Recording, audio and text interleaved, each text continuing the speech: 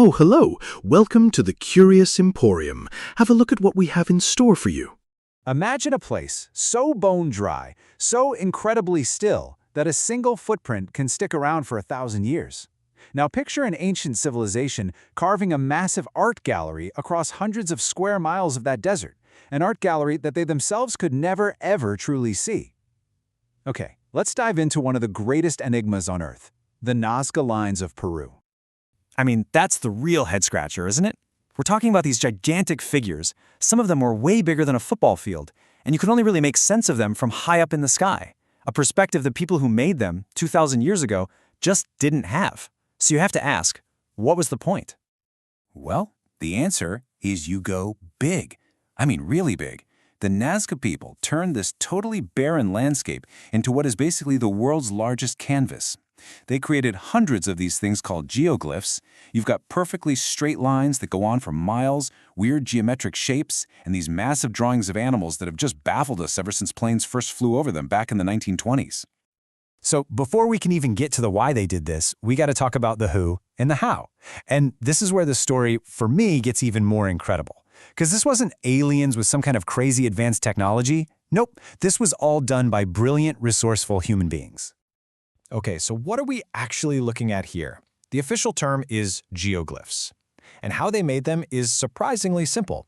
The Nazca just scraped away the dark, kind of rust-colored rocks on the surface to show the much lighter, sandy soil underneath. And in a place with almost zero rain or wind, these shallow little trenches have managed to survive for centuries. It's amazing. The Nazca civilization was around for about 800 years. 800! So you know this wasn't just some weekend project. For centuries, they were building their society, creating incredible pottery, huge ceremonial centers, and, of course, etching these massive designs into the desert floor. What's just so mind-blowing is how simple their technique was. We're talking no lasers, no fancy machinery. Archaeologists are pretty sure they made small-scale models first and then used a grid system with just stakes and ropes to scale them up. It would have taken incredible planning and some serious math skills, but the tools themselves, super basic. This was pure human ingenuity at work. And you know, this level of genius wasn't just for art. The Nazca Lines weren't even their only engineering marvel. To survive in one of the driest places on the entire planet, they built these incredible underground aqueducts called puquios.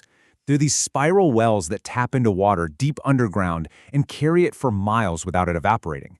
This shows you they weren't just artists, they were absolute masters of their environment. Okay, so we've got a pretty good idea of who made them and how they pulled it off. But that just leads us right to the biggest question of all, the one that's kicked off decades of research, arguments, and some pretty wild theories. Why? Why do all this? Yeah, exactly. If you're going to create art on a scale that only really makes sense from the heavens, it just begs the question, who was your audience? Were you trying to send a message to the gods? Was it some kind of giant map of the stars? Or was it something else completely? And boy, are there theories. They ran the gamut. For a long time, the leading idea, pushed by a researcher named Maria Reich, was that the lines are a giant astronomical calendar, pointing to stars and solstices. Others think they were part of rituals to summon water, a pretty big deal in a desert, right? More recently, some researchers think they were actually ceremonial pathways, like giant outdoor temples you could walk through. And of course, you can't talk about the Nazca Lines without mentioning the most famous fringe theory, that they were landing strips for ancient aliens. I love this quote from Maria Reich. She was a German mathematician who dedicated her entire life, 50 years, to studying and protecting the lines. She lived out there in the desert, mapping every figure, fighting to keep them safe. They even nicknamed her the Lady of the Lines. Her idea that it was the largest astronomy book in the world is just so poetic.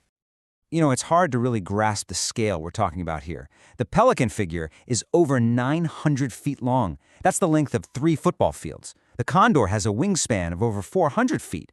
Then you have the famous monkey with its crazy spiral tail and the mysterious humanoid figure on a hillside that people call the astronaut.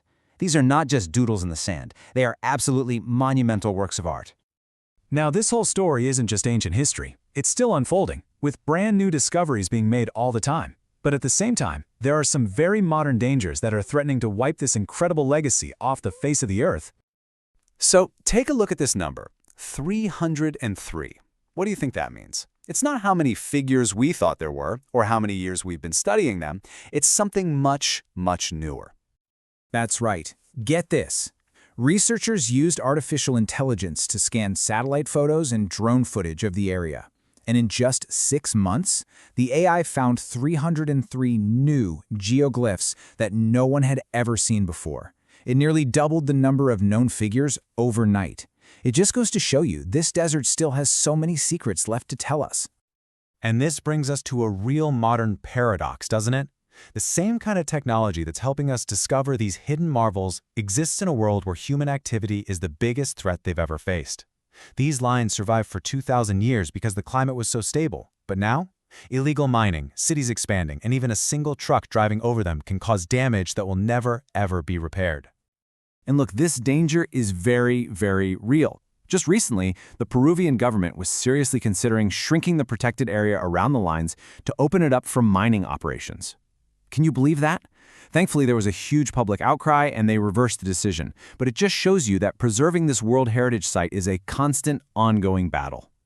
So ultimately, we're in a race against time. We're finally getting the tools to really start understanding this incredible place and the people who made it. But the real question is, do we have the will to protect it? The Nazca people left behind a message meant for the heavens, or for eternity. Now, it's on us to make sure it doesn't get erased from the earth.